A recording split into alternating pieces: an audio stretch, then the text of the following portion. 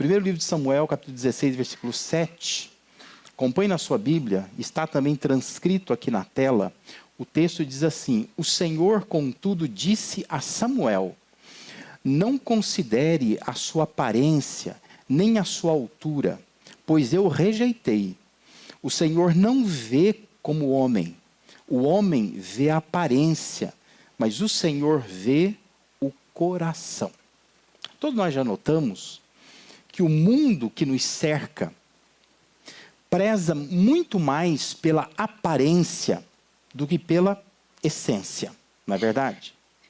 A estética, os contornos externos, a aparência física, a impressão que se dá da vida que se leva, a maquiagem, os filtros usados nas fotos, né, que nós postamos e vídeos que nós postamos, mascaram a realidade, escancaram essa questão do valor que se dá ao que é externo, ao que é por fora, ao que é aparente.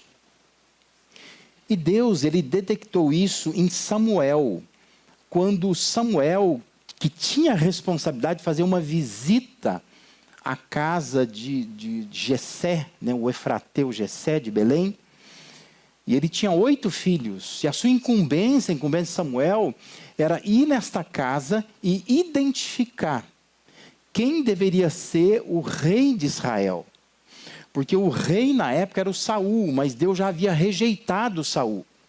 E agora então ele diz para Samuel: vai até a casa de Jessé, um dos 8 filhos dele é o rei de Israel. Eu quero que você unja esse rei de Israel. E no versículo 6 diz que ele olhou para o Eliabe. E diz que quando Eliabe entrou na casa, o Samuel deduziu: com certeza este aqui é o que o Senhor quer ungir. Talvez até por uma questão, uma opção natural, né, cultural, porque o Eliabe era o mais velho. E ele achou então que o Eliabe, que o texto vai dizer que tinha um porte, tanto é que depois a gente o vê no cenário de guerra, ele se torna soldado, convocado por Saul. E ele achou que, como Saul, o rei, que a gente conhece a história, tinha um porte, né, um homem alto, forte, o Samuel está deduzindo que é nessa linha que vamos definir um novo rei para Israel. E ele olha para Eliabe, ele se encanta com Eliabe.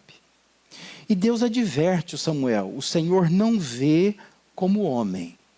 O homem vê aparência, mas o Senhor vê coração. Consegue ver o coração. Ou seja, o olhar de Deus, ele consegue vencer as camadas que tentam maquiar a realidade. Deus tem um olhar profundo. E sabe que a Bíblia tem muitas histórias surpreendentes, envolvendo pessoas que eram desprezadas, mas foram escolhidas por Deus para tarefas especiais. Justamente porque ele não se prende à aparência, mas Deus vê o coração. E a história de Davi é uma dessas narrativas encantadoras. No ambiente da sua família, Davi era o último da lista. Na verdade, se a gente lê a história, a gente poderia dizer que, na verdade, o Davi, ele nem estava na lista. Ele nem constava na lista. Porque quando Samuel chega na casa de Jessé e pede para reunir os filhos, ele olha os filhos, a princípio se encanta com Eliabe, depois ele entende que Deus não indica nenhum filho, ele fica mais atento, né, depois da chamada de atenção que Deus dá nele. E ele fala para o Jessé: não tem mais nenhum filho, não? Ah, tem o Davi. Davi nem estava na lista, nem foi chamado. Mas no propósito de Deus, Davi estava no topo da lista. Davi se tornou o primeiro de Israel, a maior referência de rei que ecoa por toda a Bíblia, fazendo com que Jesus, o Messias, seja destacado como da raiz de Davi. Porque Davi se torna uma referência de rei. E pessoas como Davi continuam existindo em nossos dias. Pessoas que, por não serem vistas por dentro, mas elas são julgadas por fora, elas ficam fora da lista. Elas estão fora da lista das relações, das oportunidades, das comunidades. Estão fora da lista das escolhas. Porque sempre se olha para o estereótipo, para a aparência. Se julga por aquilo que está por fora. Mas ninguém está interessado em olhar o coração da pessoa. E nas histórias bíblicas de pessoas assim, sempre aparece Deus motivando, prossiga. E se você começar a observar as escolhas de Deus, as chamadas de Deus, as histórias de chamado de Deus, Deus está sempre chamando aquelas pessoas que, na nossa perspectiva, nós não chamaríamos, nós não escolheríamos, ficaria fora da nossa lista. Mas Deus sempre aparece motivando para essas pessoas, prossiga. E Deus diz, prossiga porque eu não vejo você como as pessoas te veem. Por aquilo que aparenta, pelas limitações que tem, pelo erro que comete, mas pelo coração que vejo, capaz de submeter ao propósito que eu tenho. E por isso que Deus chama pessoas estranhas, pessoas que nós chamaríamos de improváveis, que a gente iria olhar e ia dizer assim, essa pessoa, ela não cabe naquilo que a gente entende que deveria ser uma função no reino de Deus. Mas Deus, Ele continua chamando pessoas que aparentemente não são capazes, que têm limitações, que cometem erros, mas são pessoas que têm um coração que se submete ao propósito que Deus tem. E quando essas pessoas são assim, Deus as escolhe e as usa de uma forma poderosa. Por isso, observando a história de Davi, a forma como ele era visto por pessoas, a maneira como Deus o via, eu quero propor aqui uma dupla reflexão. A primeira reflexão é como você se vê. Como que você se enxerga? E a segunda reflexão é como você vê as pessoas que estão à sua volta. Você pode ser um Davi, que Deus quer usar para a sua glória. Mas talvez Deus esteja colocando Davis diante de você, os quais será preciso um olhar de Deus, e não um olhar humano para identificá-los. Às vezes é o filho que a gente tem, às vezes é um funcionário que Deus nos deu, um irmão da igreja que está se aproximando, às vezes é um liderado que Deus colocou debaixo de você, um jovem, um adolescente, uma criança. Mas Deus vai colocando diante de nós alguns Davis. Nós não sabemos o que Deus quer da vida deles. Mas nós estamos perto deles. E isso é muito importante, porque se você não se vê como Deus te vê, isso te neutraliza, te paralisa, te adoece. E Deus quer que você prossiga. Porque se você ficar olhando só para aquilo que você é, e não para aquilo que Deus quer fazer de você, você vai parar. Todos paramos.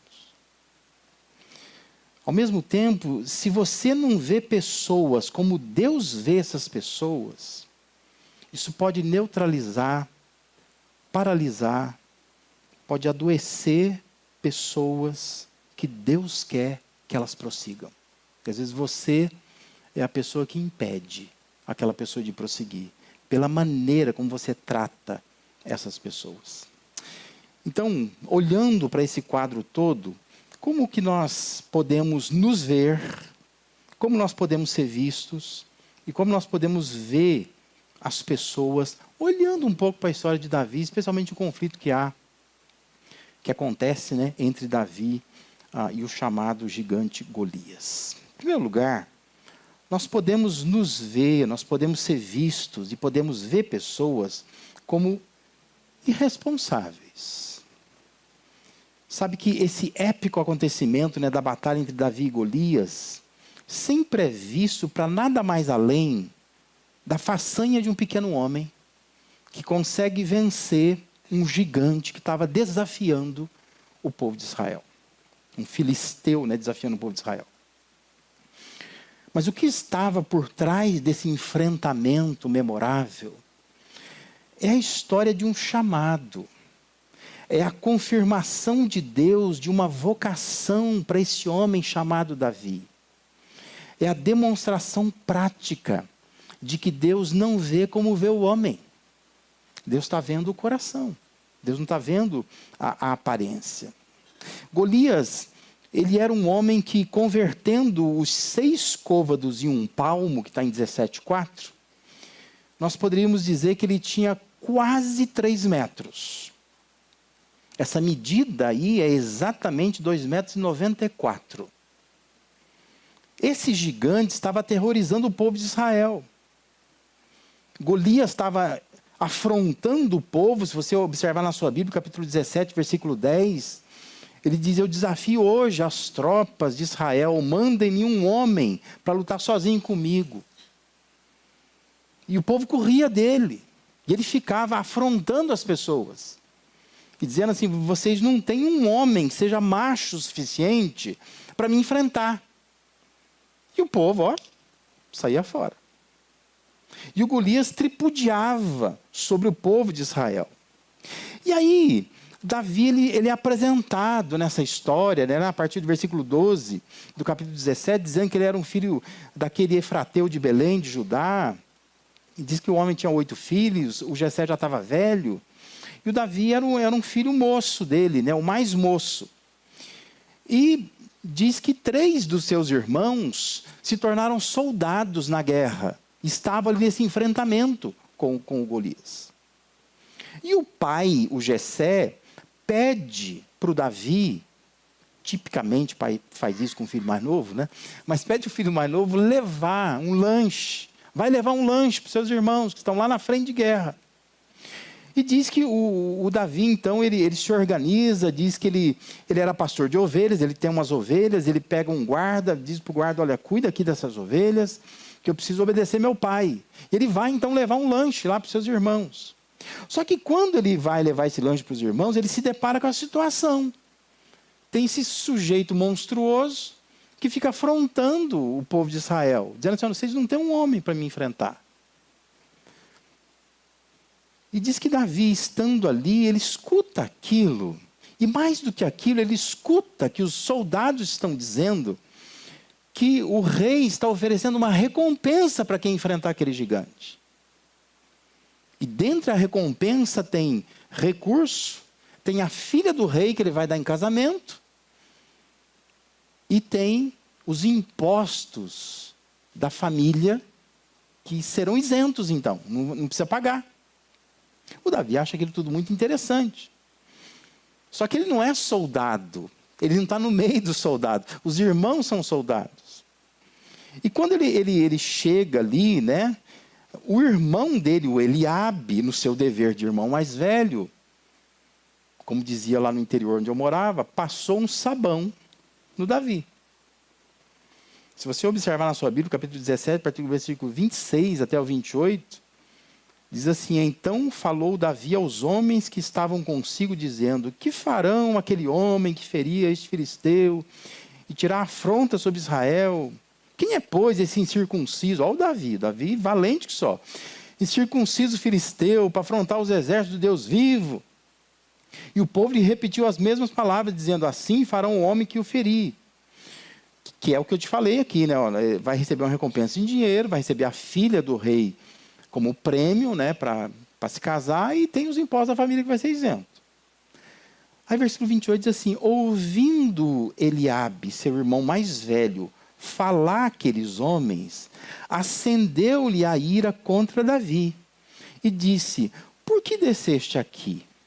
E a quem deixaste aquelas poucas ovelhas no deserto? Bem conheço a tua presunção e a tua maldade, desceste apenas para ver a peleja. O que Eliabe está dizendo é: moleque folgado, aqui não é lugar para você.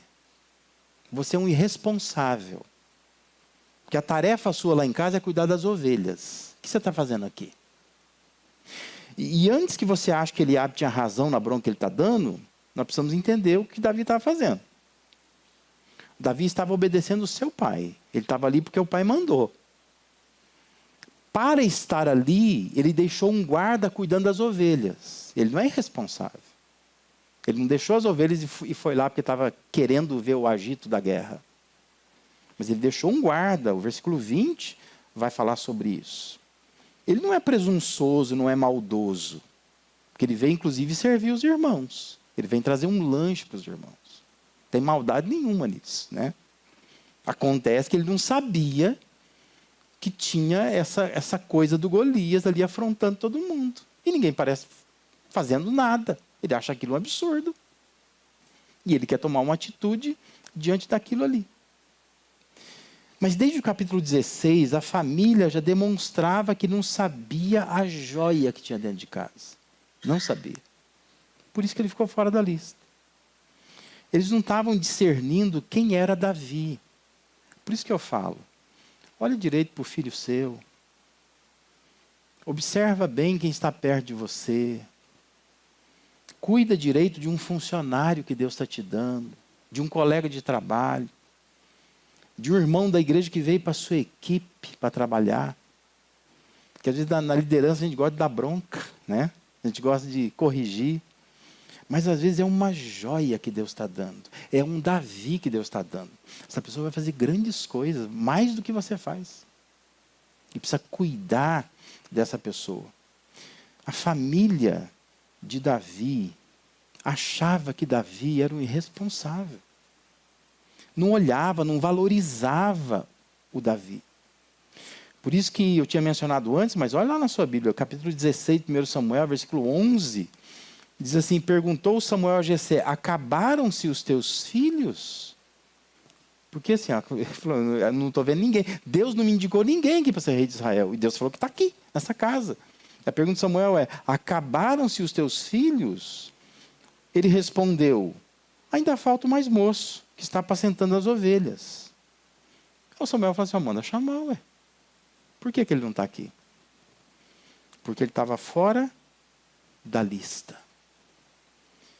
Por vezes, se levantam Eliabes em nossas vidas, nos fazendo sentir pessoas irresponsáveis. Isso nos paralisa, nos adoece, nos neutraliza, mas Deus quer que prossigamos. Não dá para ficar dando ouvidos a Eliabes o tempo todo. Mas por outro lado, nós podemos ser Eliabe na vida de alguém, julgando o que a outra pessoa está fazendo. E achando que a outra pessoa não tem responsabilidade nenhuma nas coisas que faz. E se você faz isso, você pode também paralisar, adoecer, neutralizar pessoas preciosas. Que Deus gostaria de usar. Mas a gente se levanta como Eliabe, achando assim, irresponsável. Julgando a pessoa como irresponsável. Sem entender direito o que exatamente está acontecendo. A gente pode se ver assim, a gente pode ser visto assim, a gente pode ver pessoas assim.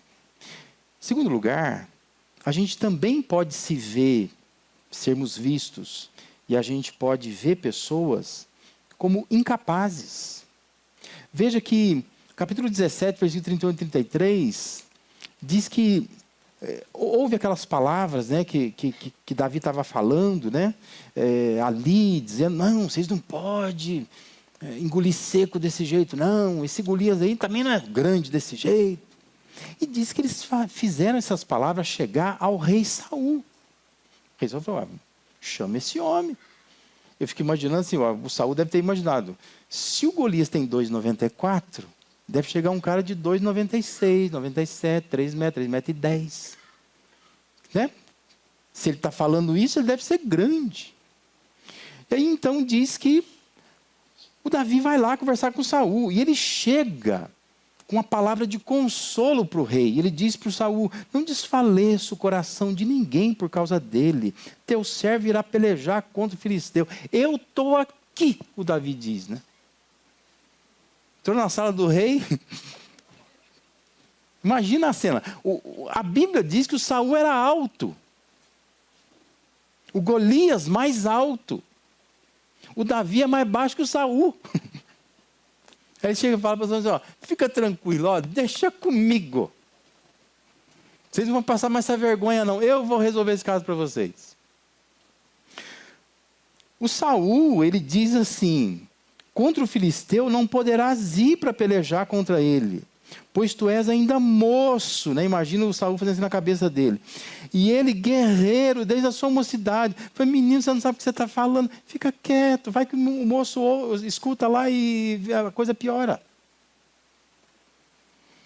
O Saul falou assim: você é incapaz, você não pode. Isso não é para você, não é para o teu tamanho. Entendeu? É para gente maior, para gente grande. Você é muito pequeno para isso. Esquece essa história. Ou seja, o Saul também despreza o Davi. Mas veja que o Davi ele reage. O versículo 34 a 37, respondeu Davi a Saul: teu servo apacentava as ovelhas de seu pai. Aí ele fala assim: quando veio um leão, tem uma vez que veio um leão, eu enfrentei o leão, matei o leão. Tem uma outra vez que veio um urso, eu peguei o urso, abri a boca dele e acabei com o urso. Deus me ajuda nessas horas, ele fala para o Saul, né? Ele diz assim: o Senhor me livrou das garras do leão e das garras do urso. Ele vai me livrar desse filisteu aí também. E o Davi falando assim, com toda a convicção. Aí diz que o Saul, então, ele fala para Davi: vai. É engraçado que o Saul diz assim: e o Senhor seja contigo. Sabe aquela coisa assim? Deus, né? Cuida desse menino, porque ele vai ser arrebentado por esse Golias. Saul ainda tenta ajudar, né, Davi, porque ele fala assim: olha, ele vai ser muito rápido. Então ele fala assim: vem cá, vamos botar uma armadura de soldado em você? E diz que o Davi tenta lá, né, ficar na armadura de soldado, e fala: não consigo andar com esse negócio não. Ele, tira tudo. É interessante porque o texto vai dizer, lá no capítulo 17, a partir do versículo 38, que o Saul vestiu a Davi da sua armadura, pôs sobre a cabeça dele um capacete de bronze, vestiu de uma couraça. Diz que Davi cingiu a espada sobre a armadura, experimentou andar, porque jamais havia usado, nunca usei uma armadura, tentou andar. Aí ele falou para Saul: não posso andar com isso, nunca usei. E Davi tirou aquilo de sobre si. Aí diz assim, versículo 40, tomou o seu cajado na mão, sabe o cajado, a vara lá que ele conduzia as ovelhas? O cajado na mão, escolheu para si 5 pedras lisas do ribeiro, pôs no alforje dele, de pastor, diz que lançando mão da sua funda, hoje a gente falaria que é um estilingue, né? Mas a funda era um negócio assim, né? Foi chegando ao filisteu. Não tem altura para isso, não tem armadura para isso, não tem costume de fazer isso, mas ele pega cajado de pastor, 5 pedras do ribeirão, jeitou o alforge, pegou a funda, tá boa, vamos. Saul ficou só olhando, né? Mas o rei Saul, ele não sabia que ele tinha um homem que pudesse vencer o filisteu. Porque ele estava há dias escutando o Golias dizendo assim: cadê o homem? Manda um homem para brigar comigo aqui. Saul estava dizendo: não tem ninguém. Tem que mandar importar. Não tem ninguém. Ninguém que se apresente, que se aliste, que tenha coragem de enfrentar o Golias. Estava ali paralisado sem saber o que fazer. Agora tem esse Davi. Baixinho. Não tem experiência de guerra. Não tem armamento, tem nada. Ele está vendo Davi indo. Deixa ele ir. Mas na perspectiva do Saul, o Davi é incapaz. Ele não pode fazer isso. Por vezes vão surgir alguns Sauls em nosso caminho. E vão nos fazer sentir as pessoas mais incapazes do mundo. É gente que complica tanto a nossa vida que isso nos adoece, nos neutraliza, nos entristece, nos paralisa. Porque se a gente se sente um nada, não sei fazer nada, mas Deus quer que prossigamos. É Deus que estava dizendo para Davi, vai. Eu quero que você vá. E o rei dizendo, fica. Mas ele está em comunhão com Deus, ouvindo Deus. E querendo ver o que Deus é capaz de fazer. Mas também nós podemos ser Saul na vida dos outros. Duvidando da capacidade dos outros. Só porque nós julgamos a aparência da pessoa. Mas Deus não vê assim. Deus não enxerga dessa forma. Mas a gente pode se sentir incapaz, a gente pode ser visto como incapaz, a gente pode julgar pessoas como incapazes. Mas Deus não vê como vê o homem. Deus às vezes usa pessoas que na nossa perspectiva são pessoas extremamente incapazes. Mas que Deus conhece o coração da pessoa incapaz. Ela é incapaz, mas ela é submissa a Deus, ela se deixa levar por Deus, e Deus pode fazer grandes coisas por meio dela. Em terceiro lugar, a gente pode também se ver, ser visto e ver pessoas como insensatos. Veja como Golias reagiu, né? Agora o Davi chegou para Golias, ele está ali frente a frente com Golias. E lá no verso 41 e 44, 17, diz assim, o filisteu também se vinha chegando a Davi. Já que o Davi está vindo, eu também vou. Né?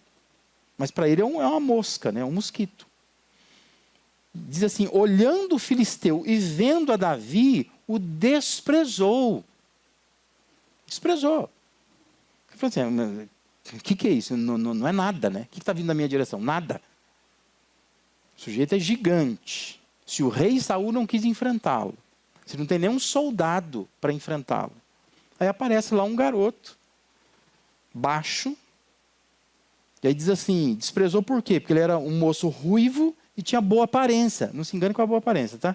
É que a boa aparência, a ideia é assim, ele não é rude como um soldado, não é bruto como um soldado, não tem, sabe, aquelas coisas assim, ó, no rosto. Já viu? Lembra do Rambo? Rambo é do meu tempo, né? Pega a lama assim e passa. Sujeito bruto, né? Amarra uma faixa na testa. Todo fortão, né? Todo malhadão. Davi não era assim. Davi tinha aquela aparência, assim, um moço ruivo, aquela cara de anjinho, sabe? Tem uma boa aparência, fofinho, dá vontade de pegar no rostinho. Porque ele não tem cara de homem, másculo, aquele sujeito robusto. Ele é bonitinho. Sabe? Uma gracinha. Aquele homem assim, cheirosinho, né? Qualquer roupa que põe fica bonitinho. Porque ele é todo pele boa. E o Golias o despreza por conta disso. E o Golias diz para Davi, sou eu algum cão para vires a mim com paus? Porque ele olhou a vara, né, na mão do Davi e falou, o que é isso? Né? O sujeito está com uma baita de uma espada do lado. Todo protegido com a armadura. Capacete. E aí diante dele tem um garoto correndo na direção dele com um pedaço de pau na mão. Ele diz assim, eu sou algum cão para você vir para me espantar, né? Como se fosse um cachorro? E pelos seus deuses, diz que ele amaldiçoou o filisteu a Davi. Disse mais o filisteu a Davi, vem a mim e darei a tua carne às aves do céu e às bestas feras do campo. Eu acho que nessa hora todo soldado estava lá atrás e o Saul agachou assim. Não quero nem ver o banho de sangue que vai ter agora, a carnificina que vai ser. Porque o Golias está dizendo assim, cara, eu vou arregaçar você. Vou arrebentar você. Com vara e tudo na mão, entendeu? Quebra a vara, vou fazer tudo. Mas Golias não sabia quem era aquele homem que estava diante dele. Parecia somente alguém disposto a cometer uma idiotice. Parecia alguém sem juízo na cabeça. Sujeito desvairado, né? Saiu correndo na direção dele. Mas lá o versículo 45 a 46 diz assim: Davi, porém, disse ao filisteu: Tu vens contra mim com espada, e com lança, e com escudo. Eu, porém, vou contra ti em nome do Senhor dos Exércitos, o Deus dos exércitos de Israel, a quem tens afrontado. E Davi, ele fala mais, ele diz: Hoje mesmo o Senhor te entregará nas minhas mãos, ferir-te-ei, tirar-te-ei a cabeça. E os cadáveres do arraial dos filisteus darei hoje mesmo às aves dos céus, e às bestas feras da terra, e toda a terra saberá que há Deus em Israel. Davi diz: Eu vou arrancar a tua cabeça. A questão é que Davi está dizendo: você está olhando para mim, para a minha aparência, mas você não sabe o que está aqui dentro do meu coração. Aqui dentro do meu coração tem um Deus poderoso, e é Ele que vai derrotar você. Eu vou arrancar a tua cabeça. Ele arranca mesmo. O restante da história é bem conhecido, né? Davi derruba o gigante com uma pedra só. E depois ele vai lá e corta a cabeça dele, com a espada dele, do Golias. Diz que ele sobe em cima do gigante, tira a espada do Golias e arrancou a cabeça dele. Fez o que ele disse que ia fazer. Com a vara inteira, com 4 pedras sobrando ainda, ele derrotou o gigante Golias. Antes Israel fugia, mas o texto vai dizer que agora os filisteus é que fogem. Porque os filisteus dependiam do seu herói, um homem de 2,94 m. Mas agora o herói está caído no chão.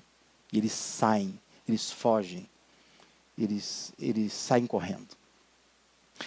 Podem surgir Golias diante de nós, que apenas pensem que perdemos o juízo, que somos insensatos, estúpidos, idiotas. Isso nos adoece, nos neutraliza, nos paralisa. Mas Deus diz: prossiga, prossiga. Mas também a gente pode ser um gigante para algumas pessoas, julgando essas pessoas mal, achando que são insensatas. Isso pode adoecer, entristecer, pode interromper o caminho de alguém.